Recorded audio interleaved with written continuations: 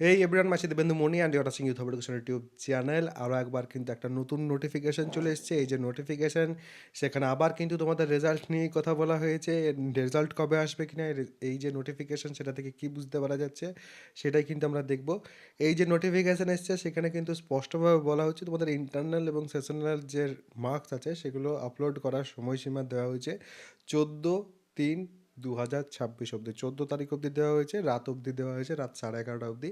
এবারে এই যে নোটিফিকেশান সেটা থেকে আমরা বুঝতেই পারছি 14 তারিখে যদি এটা কমপ্লিট হয়, মানে আর যদি এক্সটেনশন না হয়, সেই ক্ষেত্রে তারপর হয়তো আমরা রেজাল্ট মার্চের এন্ড অবধি দেখতে পাবো। লাস্টবার যদিও আমরা দেখেছি রেজাল্ট তৈরিতে অনেক বেশি সময় লেগেছে, হোপফুলি এবার অতটা বেশি সময় লাগবে না, সেক্ষেত্রে মার্চের এন্ড অবধি রেজাল্ট দেখতে পেতে পারি।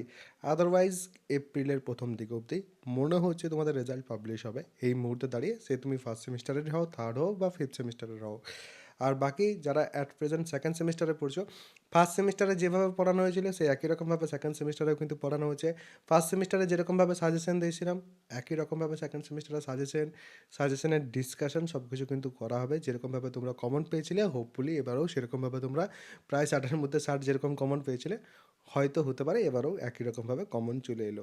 তো যারা চাইছে অবশ্যই কিন্তু নিচে দেখবে ডেসক্রিপশন এবং পিন কমেন্ট দু জায়গাতে আমার অ্যাপ্লিকেশনের লিঙ্ক দেওয়া আছে, সেখান থেকে আপনাকে ইনস্টল করে পেড কোর্স সেকশন বা ব্যানার যে কোনো জায়গা থেকে ব্যাচের মধ্যে যেয়ে পেমেন্ট যখন করবে ওয়াইএইচি কুপন কোড অবশ্যই ব্যবহার করবে, সেক্ষেত্রে 200 টাকা ইনস্ট্যান্ট কিন্তু তোমরা ছাড় পাবে। তো যারা চাইছে অবশ্যই কিন্তু জয়েন হয়ে যেতে পারো। আর রেজাল্ট সংক্রান্ত এরপর যদি নোটিফিকেশান আসে অবশ্যই কিন্তু আমি সেটা তোমাদের জানাবো। আর রেজাল্ট হোপফুলি যা মনে হচ্ছে আমার এপ্রিলের প্রথম দিক অবধি চলে আসার কথা। মার্চে যদি আসে শেষ দিক অবধি তাহলে তো খুবই ভালো হয়। সবাই ভালো থাকবে, সুস্থ থাকবে এবং আমার সাথে থাকবে।